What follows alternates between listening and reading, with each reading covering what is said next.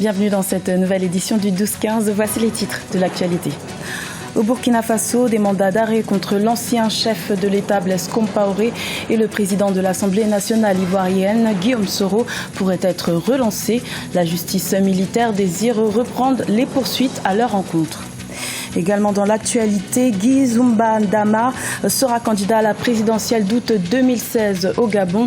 Le parti Héritage et Modernité l'a investi pour représenter le parti. Et puis combattre la cherté de la vie est l'une des priorités des autorités ivoiriennes. Le président Alassane Ouattara l'a rappelé lors de son allocution du 1er mai aux travailleurs de son pays. Nous y reviendrons en détail dans cette édition. La journée mondiale de la liberté de la presse est célébrée en ce mardi 3 mai. Cette journée instaurée par l'UNESCO permet de rappeler les principes fondamentaux de la liberté de la presse, mais aussi d'évaluer cette liberté à travers le monde.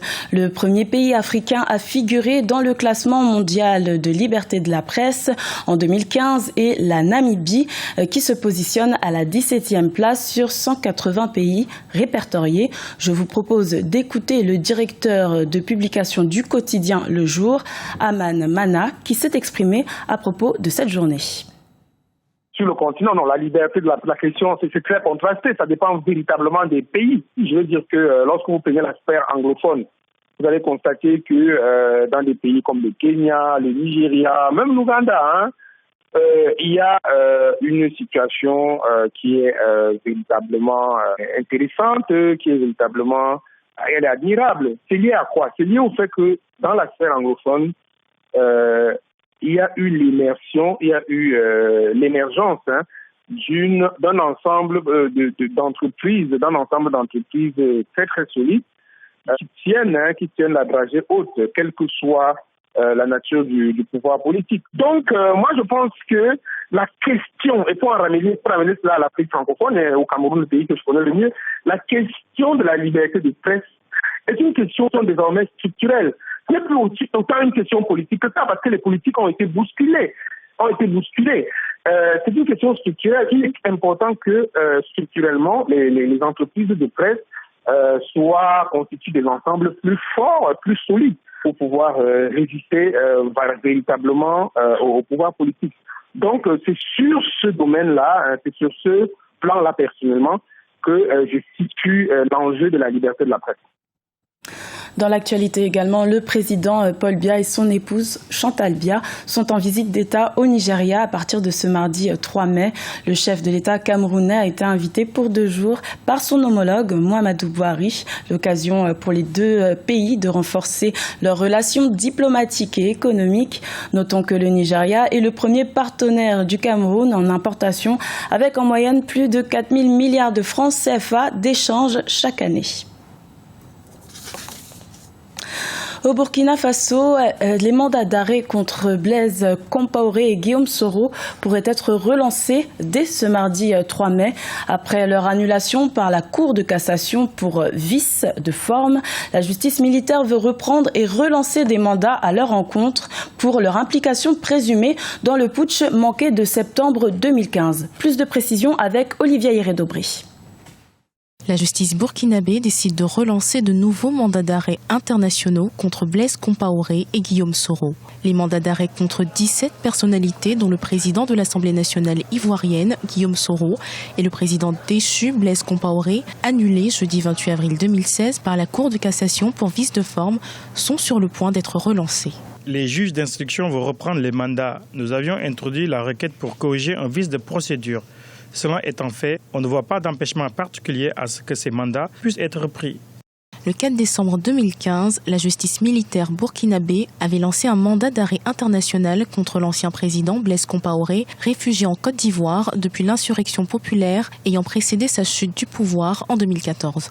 Inculpé pour son implication présumée dans l'assassinat du président Thomas Sankara, il est également poursuivi pour assassinat dans le cadre de l'enquête ouverte fin mars 2015 par les autorités de la transition burkinabé. La justice militaire burkinabé avait par ailleurs émis, le 8 janvier 2016, un mandat d'arrêt d'arrêt international contre Guillaume Soro. Le président de l'Assemblée nationale ivoirienne est accusé sur base d'un enregistrement de présumées conversations téléphoniques entretenues avec Djibril Bassolé, ex-ministre des Affaires étrangères du Burkina, d'avoir fomenté un coup d'État pour renverser le gouvernement de transition burkinabé en septembre 2015.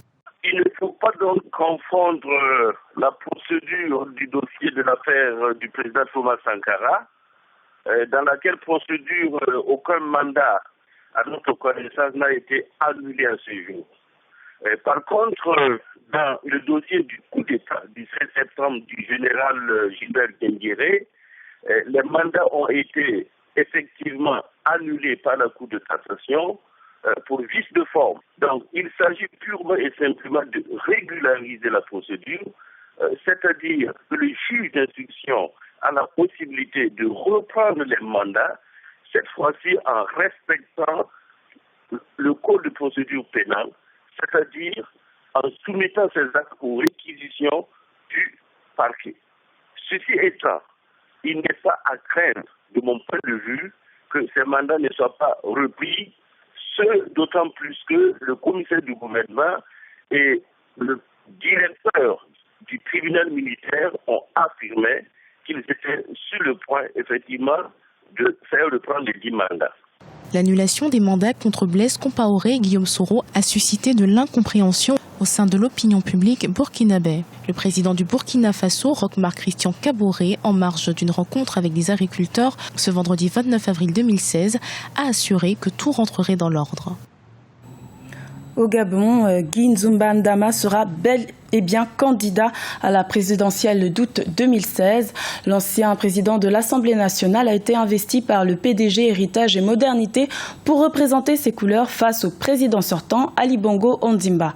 Un reportage de notre correspondant au Gabon, Douglas Toutoum. Guy Nzumba Dama, l'ancien président de l'Assemblée nationale du Gabon, désigné candidat du Rassemblement Héritage et Modernité, l'aile dissidente du Parti démocratique gabonais au pouvoir. La décision a été prise lors du congrès constitutif de ce nouveau parti politique de l'opposition le dimanche 1er mai 2016. Mes chers amis du mouvement du Rassemblement Héritage et Modernité, grande est ma joie, immense est l'honneur que vous m'accordez en adoptant ma candidature. Comme moi, vous avez entendu les pleurs de nos compatriotes. Fustigeant le septennat du président de la République Ali Bongo Ondimba, les membres du Rassemblement Héritage et Modernité invitent le premier magistrat du pays à tout mettre en œuvre pour que l'échéance électorale de 2016 se déroule sans heurts. Il n'y a pas de raison qu'il ne se soumette pas en tant que premier magistrat de la nation aux règles constitutionnelles et qu'il assure, qu'il prépare donc les conditions pour que les choses se passent sans heurts. S'il n'a pas le droit de compétir conformément à la Constitution, il doit se retirer et laisser la place à d'autres personnalités qui ont également des capacités, qui ont des compétences à faire valoir. À 4 mois du scrutin présidentiel au Gabon, l'opposition multiplie des discussions en vue de créer un seul bloc contre le président sortant Ali Bongo Ondimba. L'élection présidentielle aura lieu le 27 août 2016 au Gabon, mais pour l'heure, chaque parti affûte ses armes en vue de convaincre les électeurs. En Côte d'Ivoire, à l'occasion de la commémoration de la fête du travail dimanche 1er mai, le président Alassane Ouattara s'est adressé aux travailleurs de son pays. Le chef de l'État a mis un accent particulier sur le coût de la vie. L'augmentation du pouvoir d'achat des populations serait l'une des principales préoccupations des autorités ivoiriennes. Alioune Guindo. L'augmentation du pouvoir d'achat et la lutte contre la vie chère, première préoccupation des autorités ivoiriennes. Ce 1er mai 2016, le président de la République, Alassane Ouattara, s'est exprimé face aux travailleurs. Il a fait comprendre qu'il était au courant de l'augmentation des prix des denrées de première nécessité et des factures d'eau et d'électricité. Selon lui, l'urgence est de comprendre les raisons d'une telle situation avant de prendre les décisions appropriées. Je comprends les plaintes de nos compatriotes face aux prix élevés des denrées alimentaires et à l'augmentation de nos factures d'eau et d'électricité. Oui, je comprends ces plaintes. Oui, chers frères, chères sœurs, tout comme vous, J'ai moi aussi constaté ces augmentations. Oui, je les ai constatées. Je les ai constatées et je me suis interrogé. Selon Alassane Ouattara, si les prix des bananes plantains, de la viande et de l'attiéké ont autant augmenté, c'est principalement dû à la sécheresse qui sévit dans le pays depuis quelques années. Aussi, l'augmentation des factures d'électricité est principalement le fait d'une mauvaise application des décisions gouvernementales. Les raisons de cette hausse sur les produits vivriers sont essentiellement liées à la sécheresse de ces derniers mois, mais aussi à la spéculation. En ce qui concerne l'électricité, alors ça je sais que vous m'attendiez sur ce sujet. En ce qui concerne l'électricité, vous savez, moi je vous parle vrai. Je vous parle vrai, en toute transparence. Le gouvernement a décidé en juin 2015 d'un ajustement de 16%, mais sur 3 ans, du tarif d'électricité, pour nous permettre de produire plus d'électricité. Les produits vivriers atteignent ces dernières années des prix déraisonnables aux yeux de l'Ivoirien moyen. De même, l'électricité a bondi de 40% en 5 ans, selon l'Union fédérale des consommateurs. L'objectif du président ivoirien est donc de mettre fin à la grogne sociale dans son pays. C'était le journal de la rédaction. Merci pour votre fidélité. Retrouvez dans quelques instants une nouvelle édition de l'information sur Africa 24.